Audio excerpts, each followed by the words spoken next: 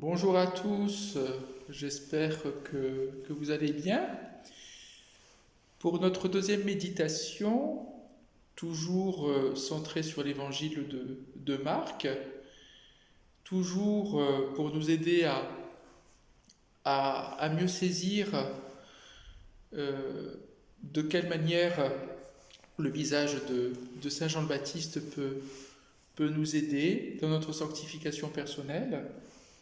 Je vous propose de poursuivre notre chapitre premier, alors de sauter quelques versets et de nous rendre directement au verset 14.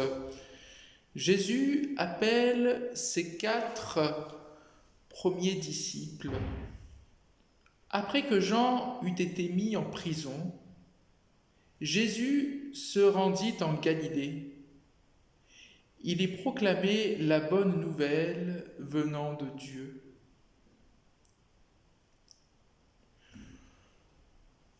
Dans notre première méditation, nous avions parlé de l'humilité de Jean. Là, nous voyons que Jean laisse complètement la place à Jésus. Il s'efface complètement. Et c'est Jésus qui reprend la suite de sa prédication.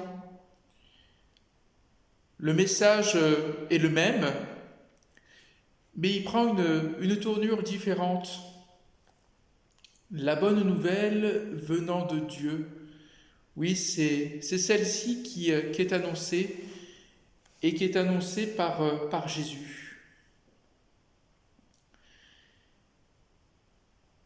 Le moment fixé est arrivé, disait-il, car le royaume de Dieu s'est approché, changez de comportement et croyez à la bonne nouvelle. Changez de comportement et croyez à la bonne nouvelle.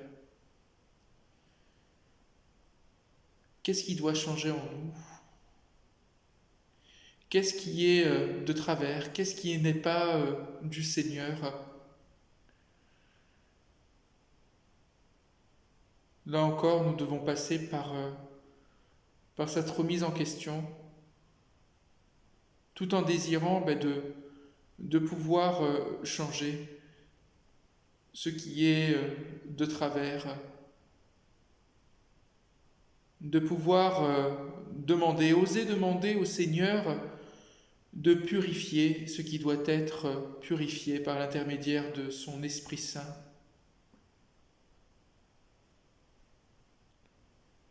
Le royaume de Dieu s'est approché.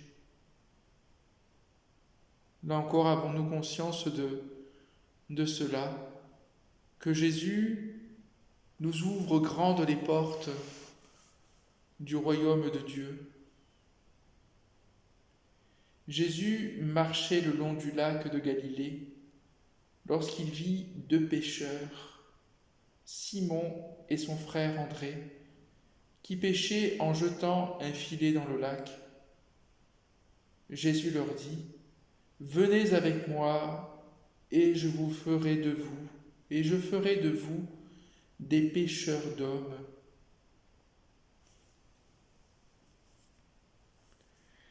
Cet appel de Jésus peut aussi nous rejoindre, chacun, chacune, dans sa vocation, dans son état de vie. Car chacun, chacune, dans sa vocation, dans son état de vie, est appelé à rendre compte de sa foi, est appelé à rendre compte de l'espérance qui l'anime par l'intermédiaire de Jésus-Christ. Et nous aussi, de devenir ainsi des pêcheurs d'hommes, des pêcheurs de femmes, que nous trouvons par l'intermédiaire des gens qui nous sont envoyés par notre Seigneur. Nous avons une réelle responsabilité à jouer à travers elles, à travers ces personnes. En conscience, on n'a pas le droit de les laisser dans la désespérance, de les laisser dans l'isolement, de les laisser dans la maladie.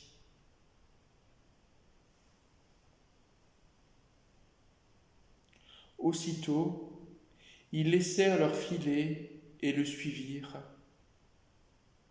Ils laissèrent leur filet et le suivirent. Sûrement qu'intérieurement, ils avaient pris conscience que le Seigneur donne tout et n'enlève rien. Et que c'est en ayant le souci de suivre Jésus, d'accomplir pleinement notre vocation, d'accomplir pleinement notre état de vie, d'accomplir pleinement son appel. Oui, c'est en ayant ce souci-là que nous trouvons notre joie véritable. Jésus s'avança un peu plus loin et vit Jacques et son frère Jean, les fils de Zébédée. Ils étaient dans leur barque et réparaient leur filet. Aussitôt, Jésus les appela. Ils laissèrent leur père Zébédée dans la barque avec les ouvriers et allèrent avec Jésus. Nous voyons que ces deux autres disciples, Jacques et Jean, ils laissent un être cher pour pouvoir suivre Jésus.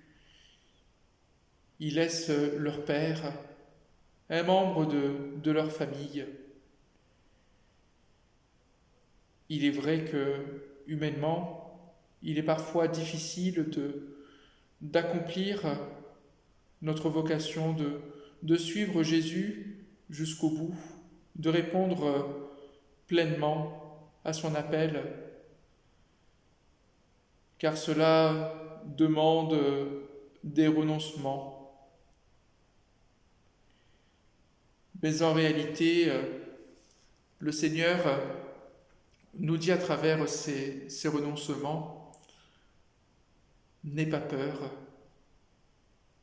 N'aie pas peur d'offrir tes renoncements, car le Seigneur pourvoit tes besoins. Le Seigneur continuera à pourvoir aux besoins des êtres que tu aimes. Donc fais-lui confiance et lui, il agira. Notre secours est dans le nom du Seigneur qui a fait le ciel et la terre. Amen.